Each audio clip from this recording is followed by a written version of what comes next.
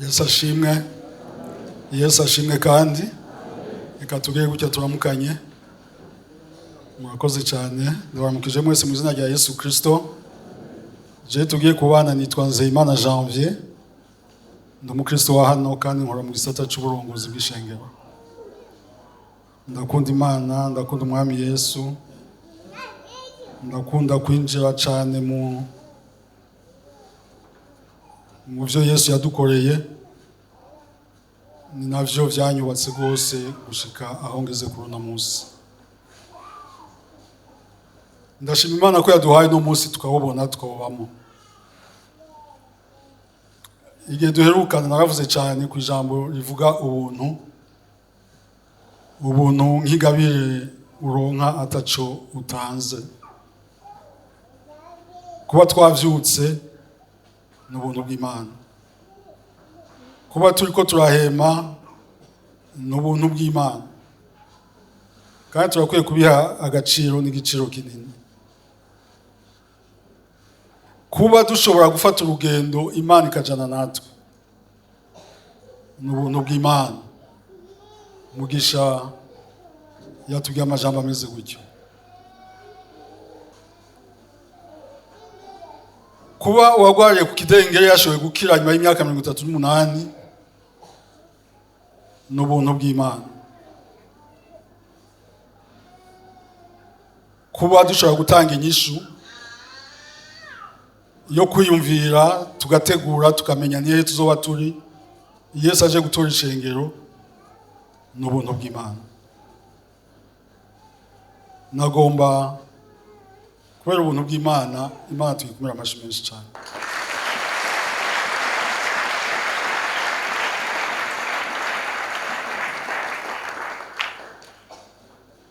Imana ni nziza. Turiko turashaba dusoma amajambo y'Imana mu cete candikiwe Abaroma. Turabona yuko ibyaha byagwiriye biba byinshi mu isi. Mu ijambo ry'Imana rikatubwira riti aho ibyaha byabaye byinshi niho n'ubuntu bw'Imana bwabaye bwinshi. Amajambo meza mugabo iyo abantu bagombye kwiyorohereza kuko muri ubwo buntu bw'Imana bwabaye bwinshi n'ijambo riza kutubwira yuko nagakiza twakaronse kubw'ubuntu ataco dushobora gukora. Bisigura biti ntaco ushobora gukora kugira ngo ukizwe ibyaha n'urubanza rw'ibyaha. Ijambo rigasubira rikatubwira riti kuba twaramwakiriye Kristo Yesu kubera ubwo buntu Imana yadushize muri Kristo Yesu, aho ijambo riza rikatubwira riti turi muri Kristo Yesu nta rubanza ruzodutsinda. Abubaka nabi rero canke abiyorohereza muri ayo majambo niho bagaruka ijambo Paulo yabajije ngira nuko yaryumvise n'ahandi ati none ko ubuntu bwagwiriye icyaha cyagwiriye none dukora ibyaha cyane tugwe dukora ibyaha kugira ubuntu bugwire. Ico ni kibazo canje, ni kibazo ciwawe. Muga Paulo aravuga ati biragahera. Nimba hari ubuntu bwinshi Imana idufitiye, nimba hari ingabire nyinshi Imana iduha ku buntu, harimo n'agakiza, harimo no guharirwa ibyaha, harimo no kunesha urubanza rw'icyaha, Paulo aravuga ati ivyo ndivyo bituma dukora ibyaha kugira ngo ubuntu bw'Imana bugwire. Simpava nja kure rwose, uravye amatwi niba yaragusumiye aha hafi nyene no muri iki gisagara hari abantu bavuga bati mbere bakavyigisha bavyihaya ngo aho ubuntu bwagwiriye ko ubuntu bwagwiriye udakoze icyaha woba udahaye agaciro agakiza waronse ku buntu kuko ngo ibyaha byaraheze guharirwa. ngudakoze icyaha ufushije ubusa ubuntu wagiriwe. Umunsi rero nabashaka kubwira ni hamwe n'ubwo buntu buriho ntitwemerewe gusubira mu byaha nka nuko dufise ubuntu bw'Imana. Niryo jambo nazanye nshaka kukwibutsa nanje rinyibutsa ijambo rivuga riti inkurikizi y'icyaha. Icyaha sinibaza yuko cogira inkurikizi nziza, siniriwe ndongera ko inkurikizi mbi z'icyaha ni inkurikizi z'icyaha ziguma ari mbi. Icyaha cyakoretse inkurikizi nibiza mu nyuma biguma ari bibi. Imana dufashe cyane. N'amajambo dusoma mu gice cyandikwa Abaroma mu gice cya 6 ku murongo wa 23a yonyene aravuga ati ingero y'icyaha n'urupfu. Imana dufashe cyane. Iyo ni avertissement, iyo ni mburi, iryo ni jambo ritubwira riti icyaha gikozwe ahakoretse icyaha hari inkurikizi, hari biza mu nyuma, kandi hari ibyaha bikoreka mu buryo utabona bifatika, ari mu buryo bw'amajambo, ari mu buryo bw'ivyumviro, ari mu buryo bw'umubiri, mugabo ayo bija hose hari inkurikizi, hari inkurikizi mbi, hari inkurikizi mbi. Mu kwifashisha kubona inkurikizi ni nyinshi, mugo uyu munsi nashaka gukora ku nkurikizi zishika 3 canke 4. Turaja mu gitabo cya Yoshua. Igitabo cya Yoshua igice cya 2 ku murongo wa 5.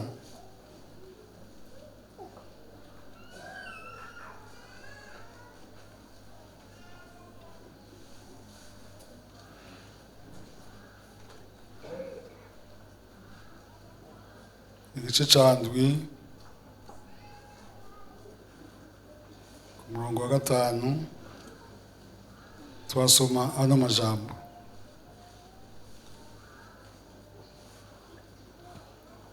Haravuga ati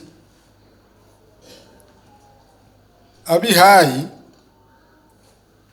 babicamo abantu nka 36 barabakinagiza babahanuye ku irembo ry'igisagara, babashitsa Ishebarimu, bagenda barabicira ku mumanuko. Maze ndashaka mumva ahantu, maze abantu bacika ivutu ntibasubira kugira intege, imitima yabo icika nk'amazi, barihebura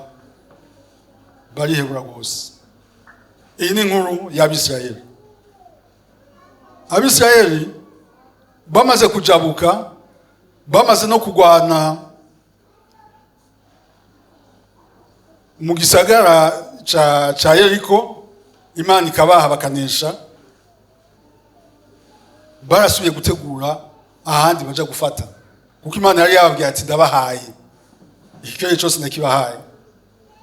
Bategerezwa gufata aho Imana yabahaye, bategerezwa gushikira imigisha Imana yabahaye. Mugabo bunguruje ikindi gisagara bagiye gufata, bagiye gutera, baragenda baragitera. Bamaze kugitera, ijambo ry'Imana rivuga riti cyari gisagara gitoya. Yoshua yarungiseyo abatasi baja kuraba no gupanga karengene baza kwagwanira, baza bamubwira bati kijya gisagara turagusavye ntirugurapanga abasuda benshi, abasuda 2,000 3 nurenza abo. Nuko vyagenze, maze baraduga baratera. Bamaze gutera, umurongo dusomye ijambo ryatwereka ukuntu bagarutse, bariko bararira bihebuye, ngo imitima yabo ngo irashonga gushika naho imera nk'iyuzuye amazi, kubera baneshejwe. Inkurikizi y'icyaha ya mbere mu ntambara, hazi ko dufite intambara nyinshi tubamo muri iyi si, mu rugendo turimo. Muga izo ntambara nukuri naho dufite ubuntu bw'Imana budukurikirana, ubuntu bw'Imana burashobora kutuva kuko twinjiye mu cyaha. Intambara turiko turagwana zikatunesha. intambara turiko turagwana zikadutsinda. Kubera iki? Kubera icyaha. Aya majambo, iyi nkuru y'Abisirayeli na Yoshua iratwereka ko banesheje, kuko Yoshua yaragarutse amaze kubona ko baneshejwe kandi bari kumwe n'Imana. Abaririmbyi bayivuze bagendana n'Imana, muga basanze bagiye mu ntambara batari kumwe n'Imana. Abaririmbyi twaririmbye dusaba ko Imana twogendana, muga igihe tuzogenda Imana ntitujana, kubera iki twayisize inyuma. Yoshua yagiye mu kenge kiwe, maze abonye insinzi ya mbere yabaye agira ngo byose bizokwamuka. Muga ntiyabaza Imana, kuko yabaza Imana, Imana yari kumubwira ibanga, yari kumubwira ibyabaye bitaraba, ikamubwira ati banza ugende mu Bisirayeli, hari icyaha cyakoretse, maze mubanze mugikuremo.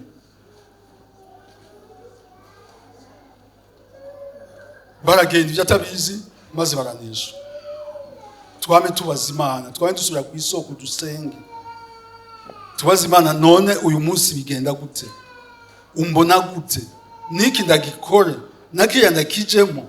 Ubaza Imana, wumve ko mushobora kujana.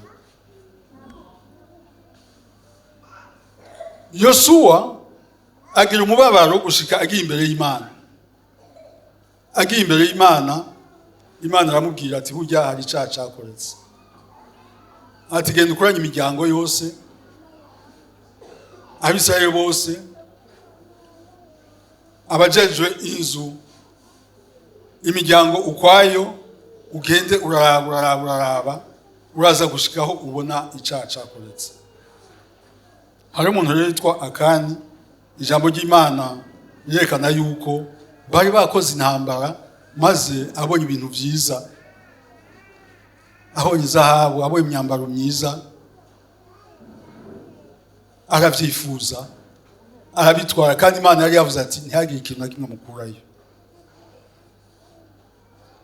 Arabijana. Akani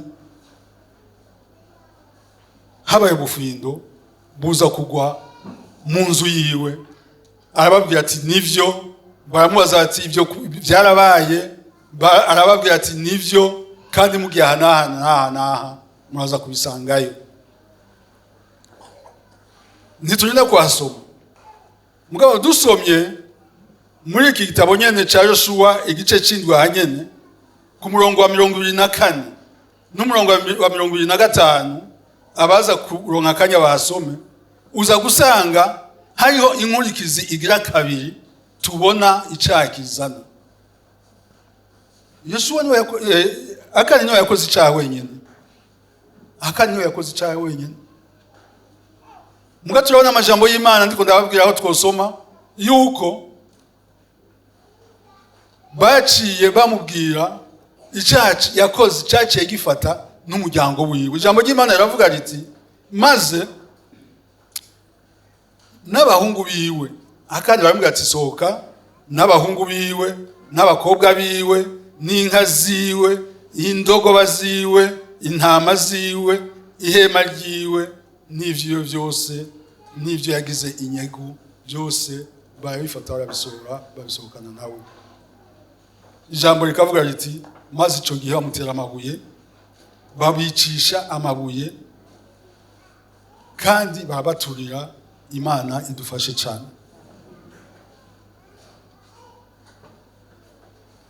Abahungu ba Akani, abakobwa ba Akani ntibagiye mu ntambara. Ico Akani yakoze ivyo ntibari muri vyo, mugabo vyarabakwegeye. Uyu munsi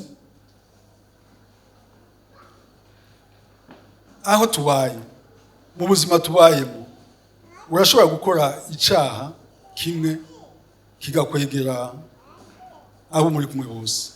Ari mu nzu kigakwegera mu nzu yose.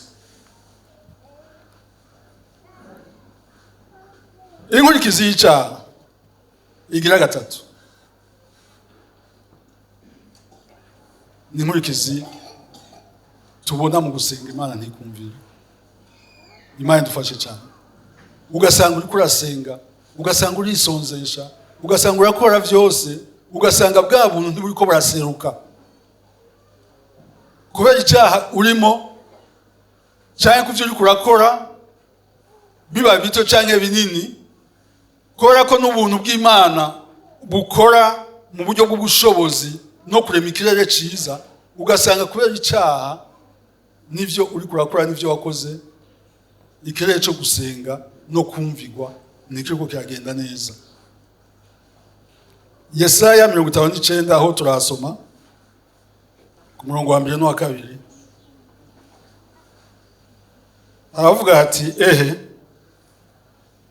ukoko kuhoraho ntikubaye kugufi ngo kunanirwe gukiza, n'ugutwi kwiwe ntikwapfuye ngo kunanirwe kumva, ariko ibigabitanyo byanyu nivyo byabatandukanije n'Imana yanyu, kandi ibyaha byanyu nivyo byabakingiriye mu nyonga hayo, bituma yanka kumva. Imana idufashe cyane. Inkurikizi y'icyaha, ugusenga no kubwira Imana nibwo buzima bugize umukristo. Ugusenga nibwo buzima bugize abantu. Abadasenga Imana basenga n'ibindi. Mugabo twege dusenga Imana ihoraho, se umwami wacu Yesu Kristo. Imana yaduhaye umucunguzi ngo aducungure. Imana yaseruye ubuntu muri Yesu Kristo kugira dushobore kuronka Imana. Dutegereza gusenga rero. Dutegereza kugira imigenderanire n'Imana. Nta migenderanire y'Imana ibaho, nta migenderanire n'Imana ishoboka utagize umwanya wo gusenga no kumva amajambo y'Imana, utagize umwanya wo gusenga no gusoma amajambo y'Imana wumva icyo Imana ivuga.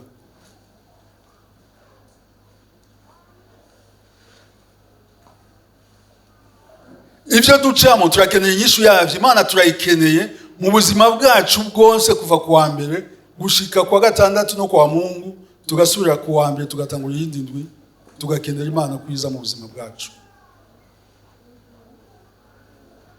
Tuzosenga kandi tugezo gusenga. Mugize ijambo ry'Imana rivuze ngo iki? Ngo ubwoko kw'Imana si kugufi ngo kudutabara.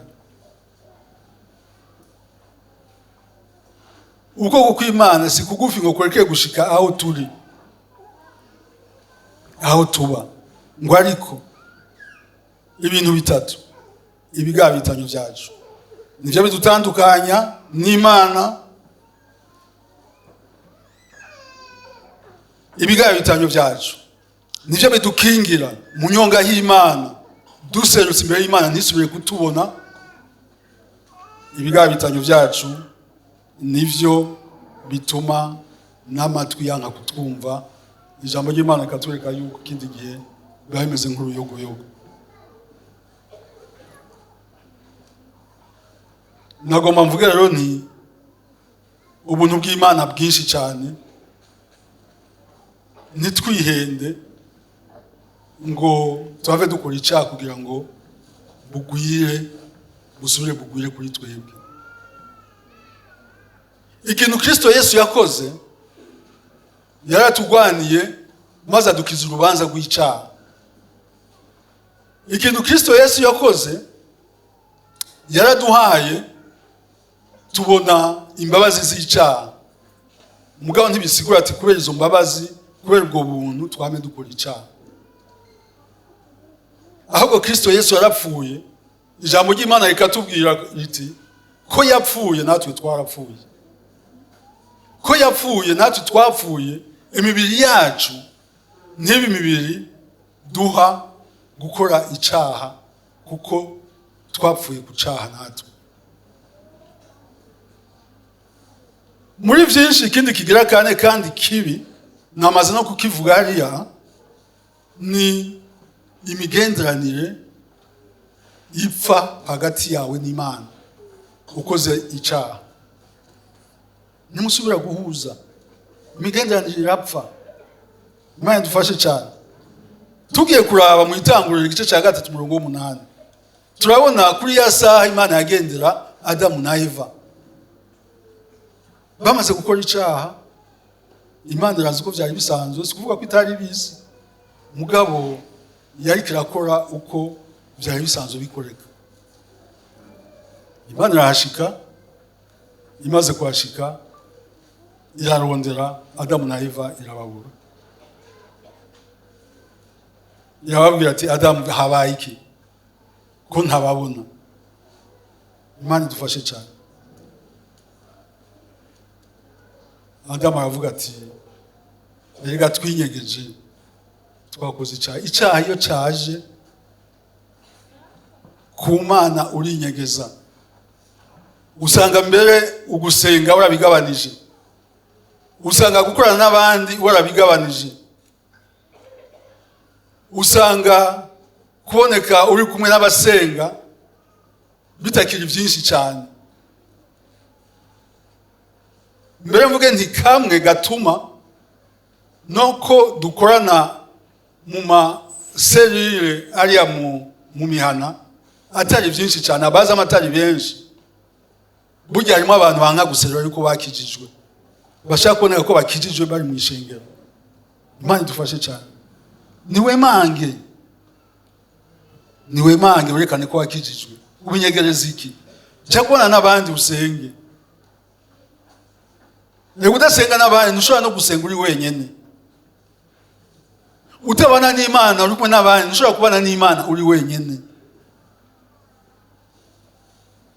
Kuko ivyo ubwira Imana n'ukuntu ubwira Imana burya uvyiga hamwe uri kumwe n'abandi. Yesu ashimwe cyane. Tugwize gushinga intahe, tugwize kwerekana yuko Imana tuyizi nayo ituzi, maze muri uko kutumenya ntidutinye kwerekana yuko dukijijwe turi abantu b'Imana. Ahandi ho imigendanire rapfa.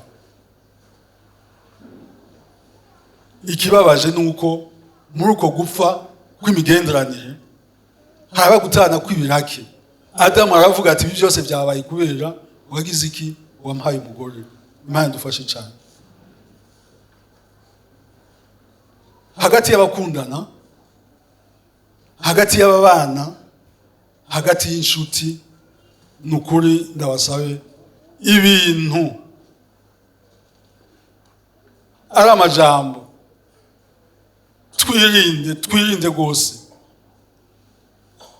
Ikintu cyo kwita icaha, ikintu cyose ni icaha kiza hagati y'inshuti y'abavandimwe, ngo twese ijambo ry'Imana ritubwira ko turabavukanyi.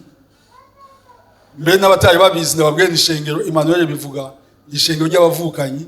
Ugasanga mu ishengero nyene harabaye ibituma abantu bavugana badasubira kuvugana. Imana idufashe cyane. Idufashe twirinde icyaha. Icyaha kirafise inkurikizi mbi. Ugasanga ari abantu ntibakinavugana kuko naka yavuze gutya. Abantu ntibakinavugana, abahora bagenderanira ntibakigenderanira kuko bavuze bati naka burya naho mucuditse hari ukuntu ahora bigenza utameze neza. Wirinde.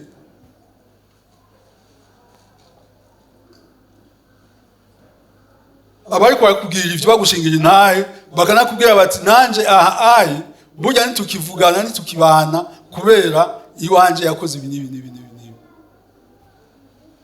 Mugabo Imana icigomba yashaka ko tubana twese mu rukundo, mu munezero, imigenderanire yacu ari myiza kandi ikaba myiza tuyivoma ku Mana. Ijambo nagomba ko dusangira umunsi simava ndarigirajerere. Muri ibi bintu bine biratwereka yuko icaha ari kibi.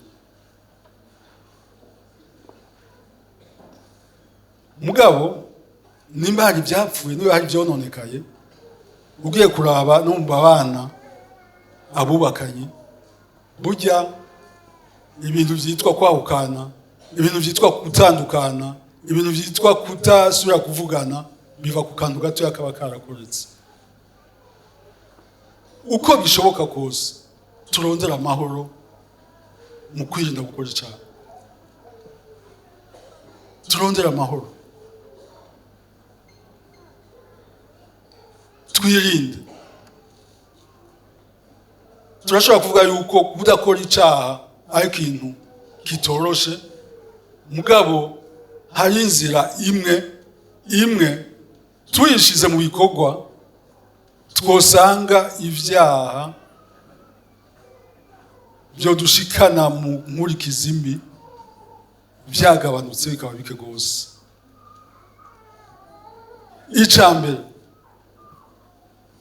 Icambere nuko imibiri yacu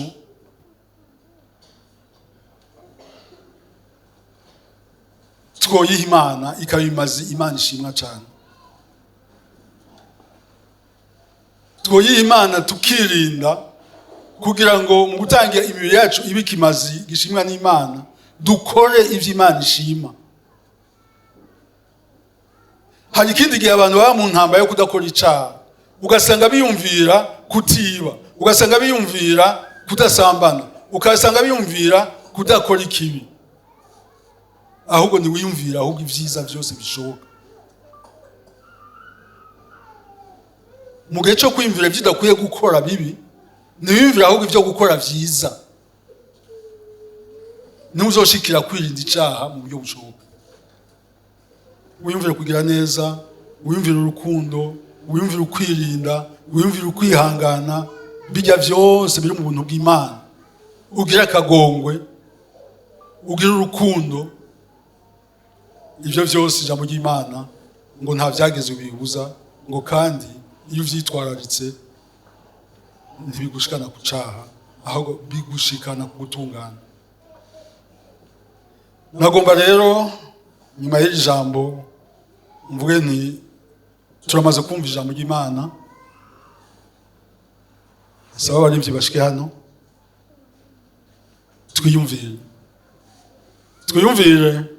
twumvise uwagwaye imyaka 38 ukuntu yashoboye gukira.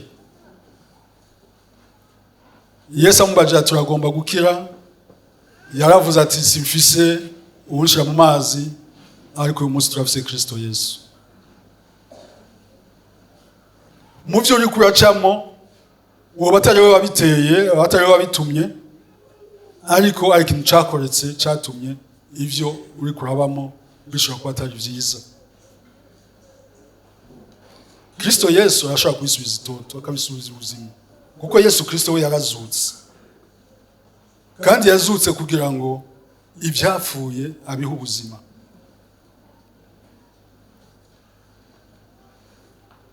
Kristo ari hano kugira ngo ivyononekaye ari mu migenderanire yawe n'Imana, imigenderanire isubire kuba myiza. Ugasanga tunamika amaso yacu uvugana n'umutima wawe, ugasanga ari ijambo ry'Imana ariko rakubwira ushaka Imana gutabara, ari no kucaha cananiranye, ari no kubijya byose bikugoye bishoboye kuba vyarazananye kuri wewe, bivuye kuri wewe canke no kubandi, bikaba vyagushize mu kibanza cyo kubabara. Uteye intambwe dusenga Imana, uteye intambwe ushikana dusenga Imana. Abarenze bakiri ko bararirimba, wiyumvire ico Imana ukeneye kwigukorera.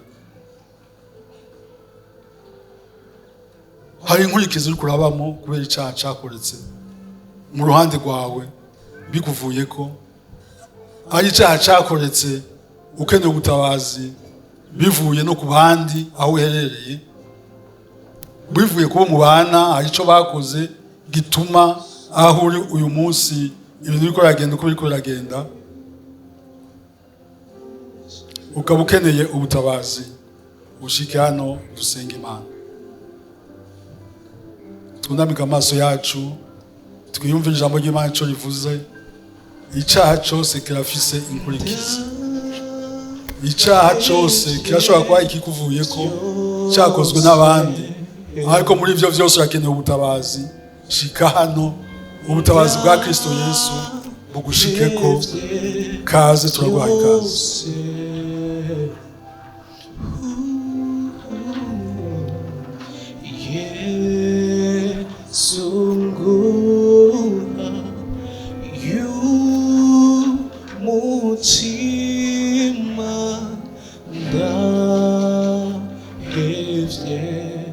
Yo